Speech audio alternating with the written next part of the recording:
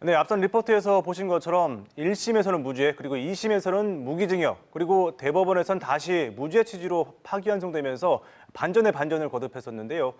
이른바 95억 원 보험금 사건으로 불리기도 하는데 이 캄보디아 출신의 만사간의 살인 혐의에 대해서 오늘 파기환송심이 살인 혐의는 무죄라고 판결을 내렸습니다.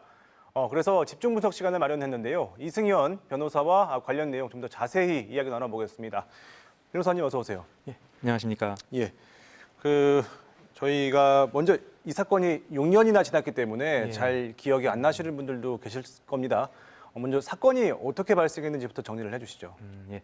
2018년 4월 23일 경부고속도로 하행선에서 발생한 사건입니다. 14년이죠? 예, 2014년이요. 예. 당시 하행선에 화물차가 주차돼 있었어요. 예. 근데 갑자기 승합차가 와서 화물차를 추돌합니다. 예. 그때 당시에 운전석에는 남편이 타고 있었고요. 또 조수석에는 아내가 타고 있었습니다. 그 아내는 캄보디아 출신의 이제 외국인 여성이었고요. 예. 근데 하필 조수석 중심으로 부딪힌 거예요, 차가. 예. 그러면서 남편은 살고 아내만 죽게 되는 케이스입니다. 예. 근데 여기서 이것이었으면 별로 문제가 안 됐을 텐데 예. 이 사건으로 인해서 남편이 한 95억 원 이상의 보험금을 수령하게 된 겁니다.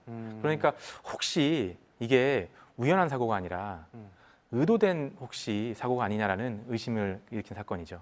그래서 수사기관이 수사를 했고 예, 맞습니다. 살인 혐의로 이 남편을 예, 기소하게 된 기소를 하게 된 거죠. 예, 말씀하신 것처럼 이런 과정을 거쳐서 1심, 2심, 3심 아까 예, 맞습니다. 앞에도 말씀을 드렸는데 이렇게 반전에 반전을 거듭했단 말이죠. 이 예. 법정 공방 과정도 한번 짚어주시죠. 이제 그 과정은 간략하게 말씀드리면요.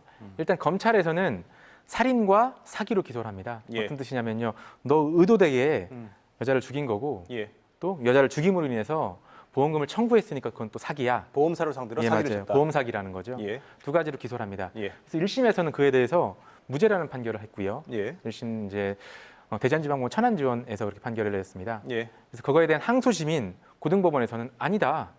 이거는 살인과 또 사기의 사기와 혐의가 같다. 충분히 있다라고 예. 판단해서 유죄라고 하면서 무기징역을 선고합니다. 예.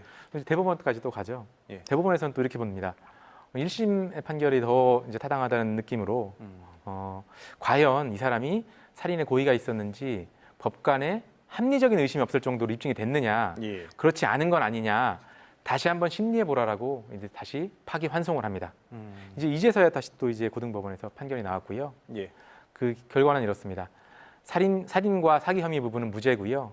다만 교통사고가 이제 난 부분 있잖아요. 그래서 교통사고 처리 특례법에 따라서 금고 2년을 선고합니다. 그리고 바로 법정 구속이 됐습니다. 그러니까 과실범이라는 거죠. 예, 맞습니다. 고의적으로 살인을 하는 건 아니고 예, 과실로 사고를 내서 아내를 죽게 했기 때문에 금고 2년을 선고한 거고 예, 맞습니다. 살인 혐의는 무죄란 거죠.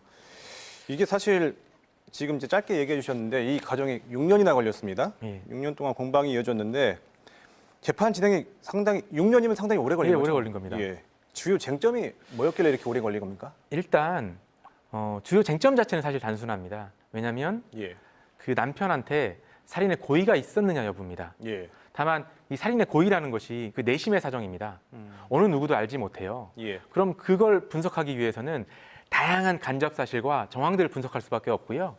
그 다양한 정황과 간접 사실들이 굉장히 첨예한 대립이 있었기 때문에 이 사건이 오래 간 겁니다. 쟁점은 사실 살인의 고의가 있었느냐라고 단순하지만 그걸 파악하기 위한 간접 사실과 정황 증거들은 굉장히 복잡했다는 거죠. 그 내용은 이렇습니다. 일단 검찰 측에서 예. 살인의 고의가 있었다라고 이제 기소를 하잖아요. 예. 그 이유는 이렇습니다. 일단 최초에 그 남편이란 사람, 남자는 졸음운전을 했다고 하는데 예. 부딪히기 직전을 보면 예. 상향등이 켜지는 장면이 있다고 합니다. 네. 야, 생각해봐라. 상향등이라는 게 졸음운전하면서 켤 수 있겠느냐? 라고 얘기를 해요. 그렇게 의심할 수 있죠. 예, 의심할 수 있죠. 두 번째로 그 당시 남편은 32개의 보험에 95억 원을 받을 수 있는 상태였고 게다가 월 보험료 한 400만 원 상당액을 매월 납부했다는 겁니다. 예. 야, 이거 좀 일반적이지 않지 않냐? 그렇죠. 어떻게 이렇게 엄청난 금액, 월 400만 원 이상의 금액을 보험료로 납부하느냐? 이것도 좀 의심이 됐다고 했고요.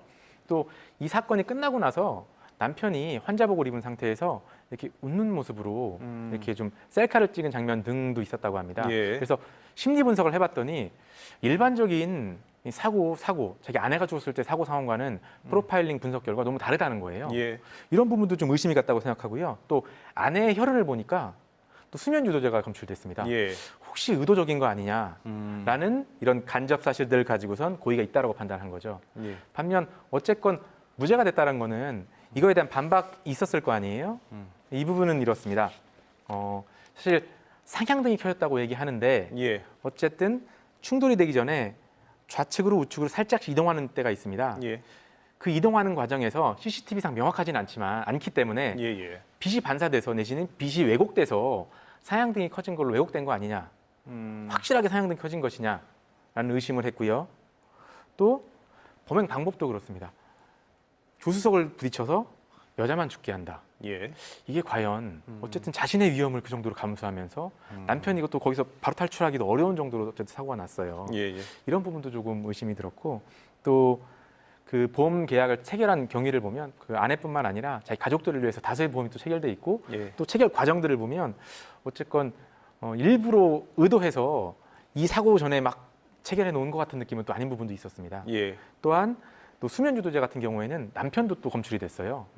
이런 부분들을 봤을 때 검찰의 의심이 완벽하게 풀리진 않았다라고 판단한 것입니다. 그러니까 결과적으로 오늘 판결은 살인의 동기를 좀 결정적으로 검찰이 입증하지 못했다. 못했다는 그래서 것입니다. 무죄가 판결이 났다라고 맞습니다. 보면 되겠네요.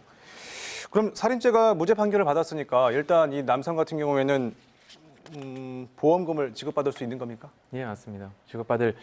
받게 될 거예요. 받게 될 거로 보시고요. 예, 맞습니다. 그러면 이게 어쨌든 파기환 성심이잖아요. 예. 그렇기 때문에 검찰이라든지 아니면 혹은 피고 측이 다시 이제 재상고할 가능성은 없을까요? 어떻게 보십니까? 일단 설사 한다 하더라도 실질적으로 해당된 부분에 대한 입증이 기존에서 입증이 이 정도였는데 더 나은 입증을 할 가능성은 높지 않다라는 판단입니다. 어쨌든 지금 같은 정도로는 법관의 합리적 의심이 없었으니 예. 더 지금까지 증거를 정리해서 설득력 있게 법관을 설득해야 되는데 과연 그런 설득이 가능할까 생각해 보면 좀 쉽진 않을 거라고 판단합니다. 알겠습니다. 변호사님이 보시기엔 사건이 이제 이대로 마무리될 가능성이 매우 높다 이렇게 예, 보시는 맞습니다. 거죠? 알겠습니다. 오늘 말씀 여기까지 듣겠습니다. 고맙습니다. 예.